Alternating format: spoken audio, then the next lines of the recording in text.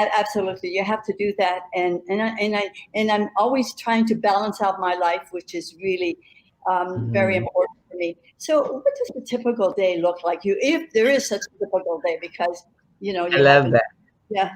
That's a great question. So I am very regimented because I have a son on the autism spectrum, and I've realized that to be a successful autism mom, and then like I said, using the same strategies in my business, I Hmm. use our calendar and our schedule to get us through the day so I can maximize the most out of the day, but not feel overwhelmed.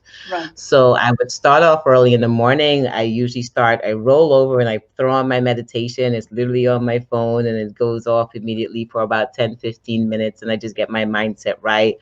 I'll do some movement. I'll jump on my bike. I'll do a walk just to pour into myself. I've learned to pour into me first Yeah. before pouring into anyone else. So I spend the first 30 minutes with just my time, me, just working on what is visualizing, what does my day look like, or I'll look at my calendar and see what does the day look like.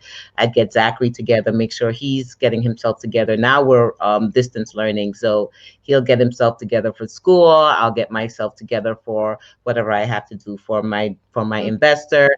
I focus on that, and throughout the day when I do have breaks, I'm looking at my business calendar. I'm looking to see what's going to happen. My day usually ends, towards earlier in the afternoon. As soon as that starts, then I'm on to my business, and my business starts to flow. But the key of what I do a lot for startup moms is implementing systems that Hmm. can work when you're not working.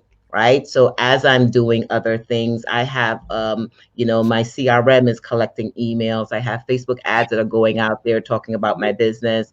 I have my VAs that are working on, projects or graphics or whatever we've scheduled for the month. So the business is still working when I am not there. I've learned to create systems in everything in my life, from Zachary to myself, to my Right. business, to my investor. And when I do that, I feel less chaotic, right? I'll look at my calendar and it'll say, this is what you have for today. I'll get whatever back end things that I need to get done. And systems and processes, to me, that's what makes it all flow. Right. And once that, and it glitches, right? Like it Right. glitches. Absolutely. Last weekend we had like I said, our biz vision board. It's a 3-part event. So last week was part 1, where we worked on a 1-page biz plan. Mhm. And I had some issues with folks signing up and payments and that process with our CRM. And I've learned to just give myself grace. I said, okay, here's a PayPal link. Let's go the other direction and make your payment. I'll have my team either send it to you manually or I'll post it to you. Right.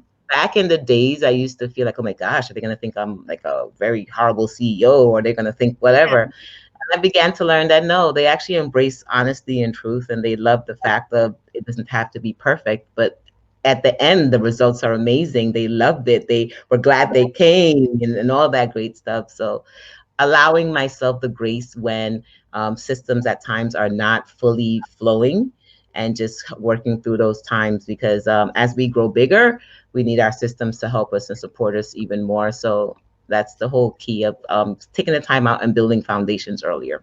Right. And so the systems are important. The team is also important, isn't it?